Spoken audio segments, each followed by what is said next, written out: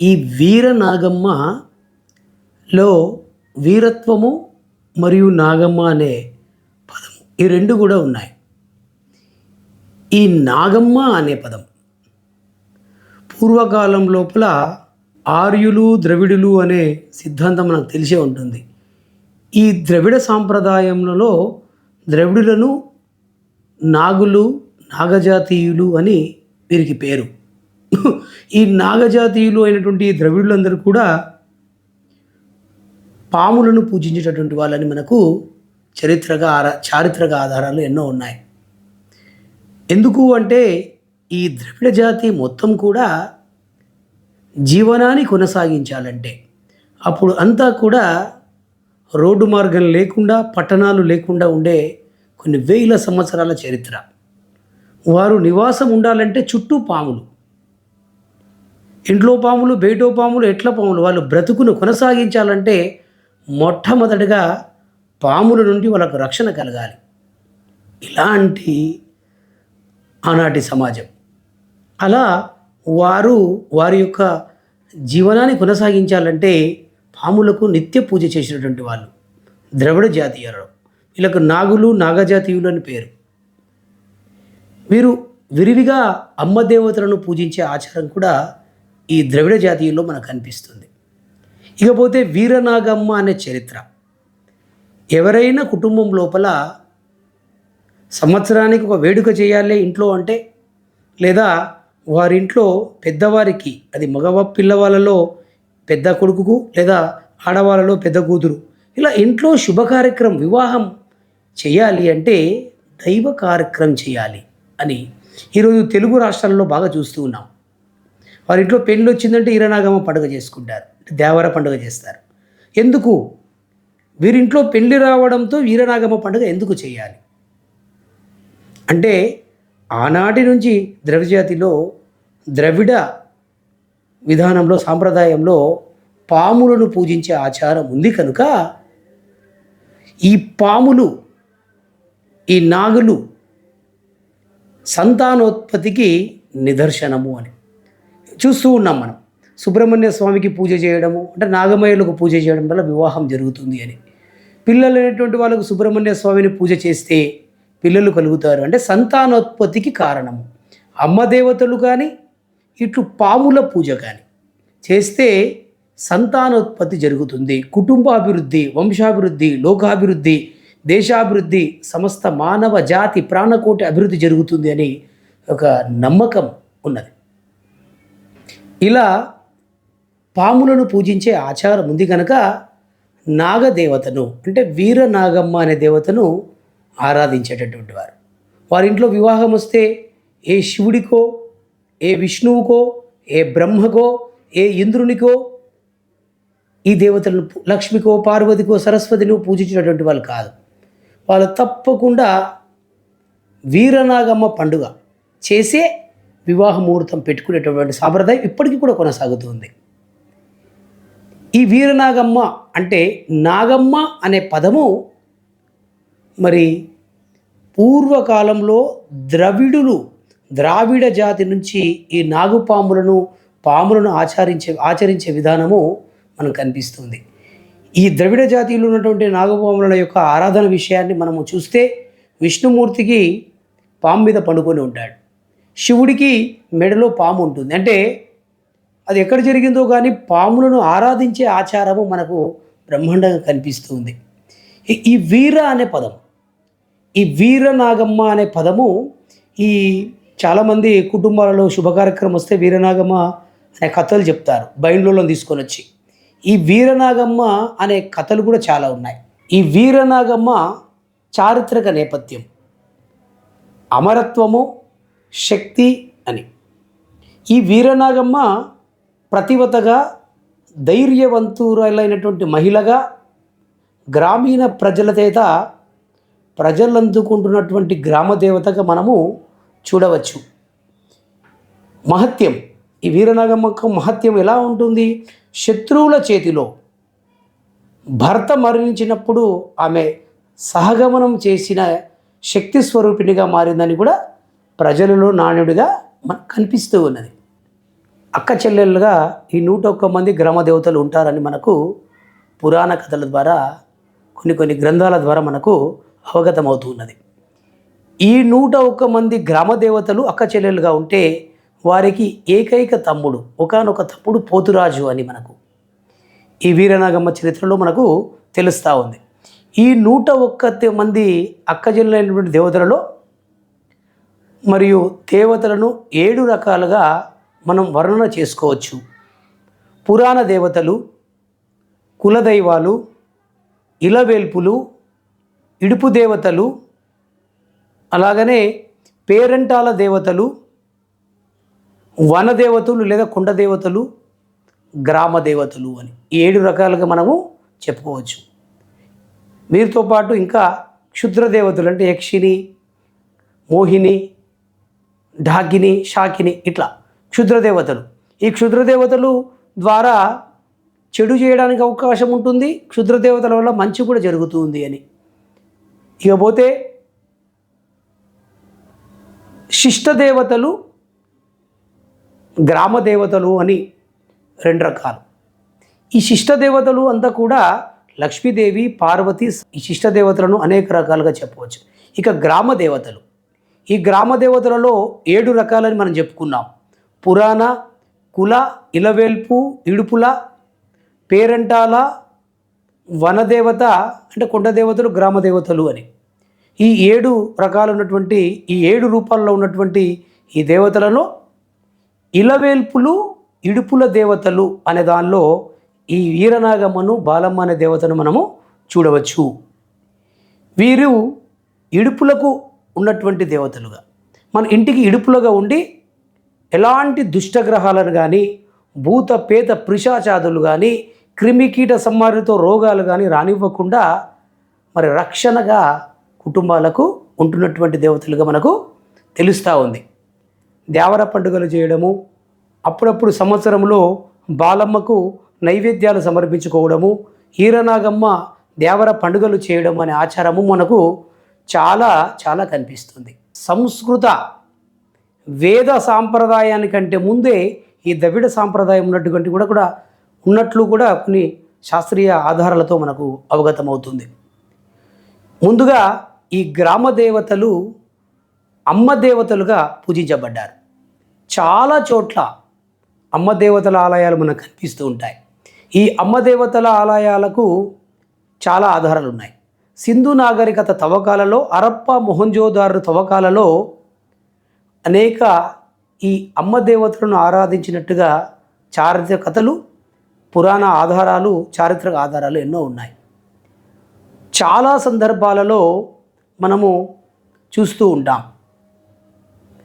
మరి మహాభారత సమయంలో కురుక్షేత్ర ప్రారంభ కాలంలో అర్జునుడు అమ్మవారిని పూజించినట్టుగా, అలాగనే ధర్మరాజు కూడా అమ్మవారిని పూజించినట్టుగా ఆ అమ్మవారు రక్తపాతంతో భీకరమైనటువంటి మరి యుద్ధాన్నిలో జయాన్ని ప్రసాదించే అమ్మవారిగా వాళ్ళు కొలిచారు.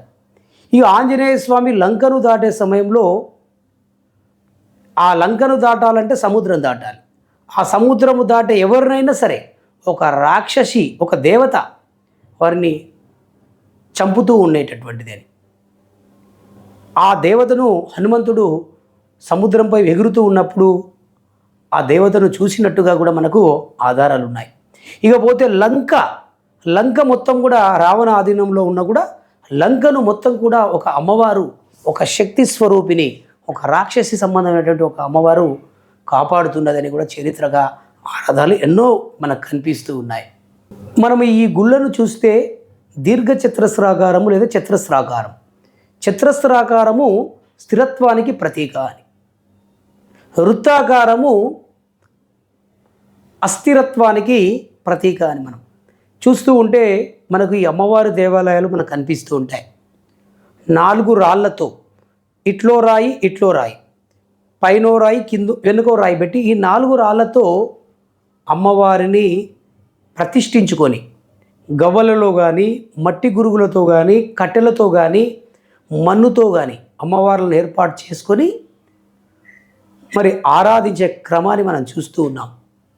ప్రతి ఒక్కరు కూడా ఈ గ్రామ దేవతలను అనేక రకాలుగా ఆరాధించినటువంటి కార్యక్రమం మనం చూస్తూ ఉన్నాం. ఈ వీరనాగమ్మ పండుగలో దేవర, ఈ దేవర పండుగలో మరి లద్దకాడికి పోవడం అనే ఒక ఆచారం కూడా ఉన్నది. ఇది ఒక విశిష్టమైన ప్రాంతము, క్షేత్రము అని భావం.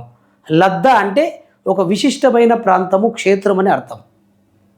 ఇకపోతే ఈ లద్దకాడికి చాలామంది వేప చీర కట్టుకొని ఒక స్త్రీకి వస్త్ర వివక్షను చేస్తూ వస్త్రాలు లేకుండా చేసి వేపాకును దారాలతో సుతిళ్లతో కట్టి మొత్తం కనిపించకుండా వస్త్రంగా తయారు చేసి వేప చీర కట్టుకోవడము అనే ఆచారం కూడా మనకు వీరనాగమ్మ పండుగలో కనిపిస్తూ ఉన్నది.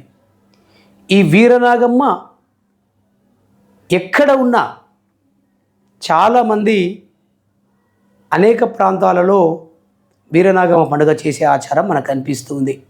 గ్రామ దేవతలు అనేక రకాలలో మనకు కనిపిస్తూ ఉన్నారు. ఈ బాలమ్మ పండుగ, వీరనాగమ్మ పండుగ మన తెలుగు రాష్ట్రాల్లో బాగా చూస్తూ ఉంటాం. ఇది ఇంటి ముందర ఒక గూడు ఆకారంలో ఉండి అక్కడ కట్టెలతో బొమ్మలు ఉండడము లేదా గురిగిలతో బొమ్మలు ఉండడము, దీపారాధన చేసి చక్కగా ఆరాధించే క్రమాలను మనం చూస్తూ ఉన్నాం. ఈ వీరనాగమ్మ పండుగ రోజు బైండ్లోలను తోలుకొని వచ్చి అనేక మంది కులస్తులు వచ్చి ఆ గుడిలో ఆడంబరంగా బండారు కార్యక్రమం వేయడము, అంటే జంతు బలుల కార్యక్రమం కూడా చేస్తూ ఉంటారు.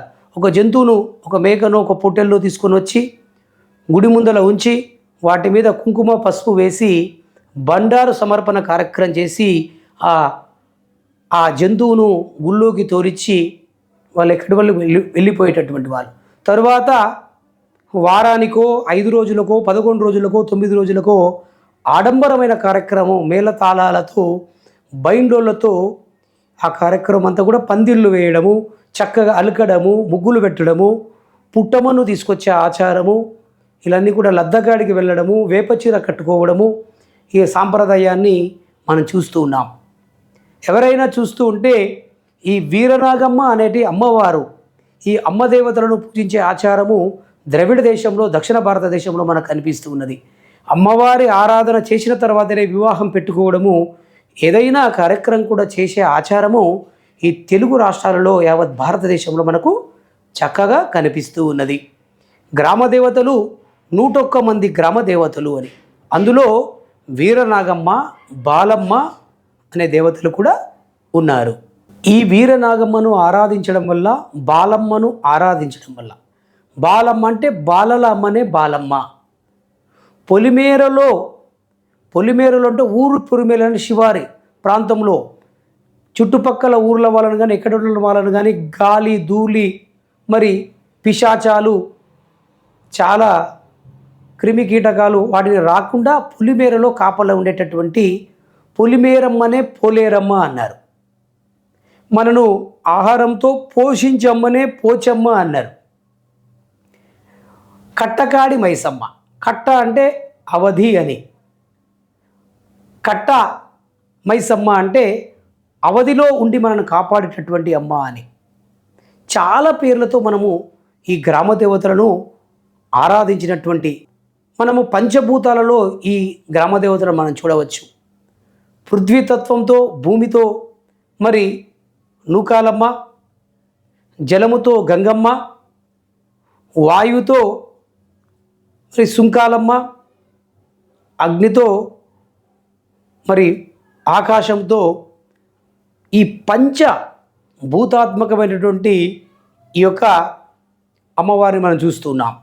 7 రకాల సప్తమాత్రిక అనే అమ్మవారిని కూడా హరప్ప మొహంజోదారోలో మనం చూస్తూ ఉన్నాం.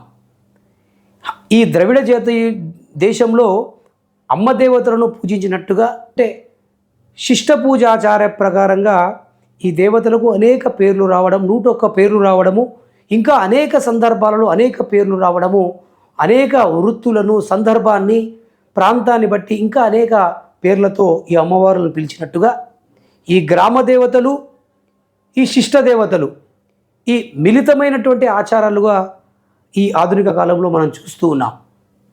పార్వతీదేవే లక్ష్మీదేవే ఈ గ్రామ దేవత రూపంలో ఉన్నది అని కూడా అనేక పురాణాల ద్వారా వింటూ ఉన్నాము. ఈ మిళితమైనటువంటి శాస్త్రీయ ప్రమాణాలతో మనం కూడా చూస్తున్నాం. ఒక రకంగా చూస్తే శిష్టాచార దేవతలు, గ్రామ దేవతలు వేరువేరుగా మనకు కనిపిస్తాయి. ఈ ఆధునిక కాలంలో రెండు ఒకటిగా మిళితమైనటువంటి విషయాలుగా మనకు చూస్తూ ఉన్నాం. శీతలమ్మ తల్లి, శీతలమ్మ, శీతలామాత అంటే బొడ్రాయి చూస్తూ ఉంటాం.